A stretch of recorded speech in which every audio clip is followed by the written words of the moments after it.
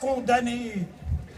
Le soleil disparu, les nuages obtus, brisages pavis, des poètes interdits, prisonniers du schiste que la force réclame pour nourrir le capital, monstre sans âme, ennemi fatal des fleurs et des rosées, de l'aube et des étés, une grande faux déchiquette les oiseaux.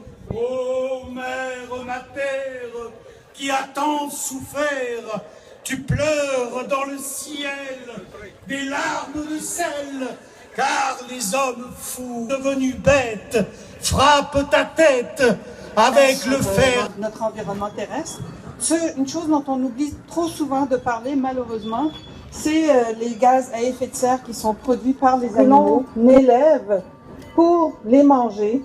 Et malheureusement, ce sont ces gaz à effet de serre qui sont les plus dangereux pour notre planète. Alors, on a deux groupes ici qui sont présents, Résistance Animale, de ce côté-ci, qui travaille beaucoup pour les droits des animaux, qui milite beaucoup pour les droits des animaux, et CARA, qui est un petit peu plus loin, Québec Animal Rights Association. Et on organise pour le 18 juin cette année la 3e marche pour la fermeture des abattoirs. Et donc, vous avez la pancarte ici. Pour ce qui est de cette marche-là, vous pouvez aller sur le site Facebook de la marche ou de CARA. Et Résistance Animale a aussi un site Facebook où vous pourriez avoir de l'information. Alors, juste au moins vous informer des effets des gaz à effet de serre, du méthane produit par les bovins qui sont par la suite massacrés pour le plaisir humain, parce que vous devez tous le savoir que la viande, les animaux ne sont pas nécessaires pour notre santé. Beaucoup de personnes ici sont véganes, je le suis moi-même depuis plusieurs années, on est en bien plus d'énergie que nous en avions avant.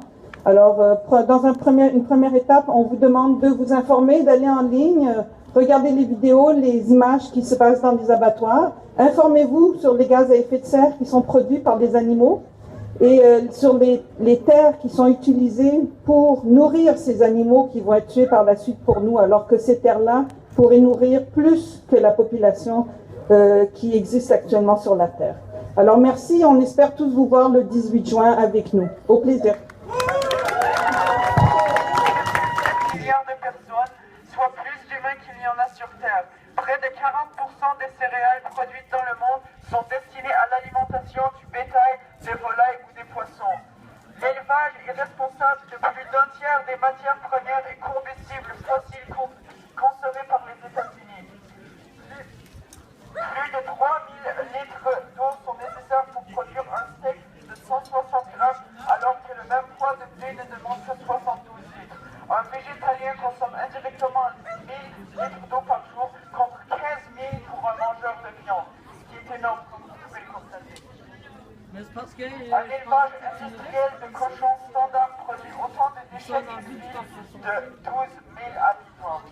Les animaux d'élevage produisent 130 fois plus d'excréments que l'ensemble de la population humaine, soit près de 40 tonnes par seconde, qui se déversent dans les rivières et contaminent la nappe phréatique.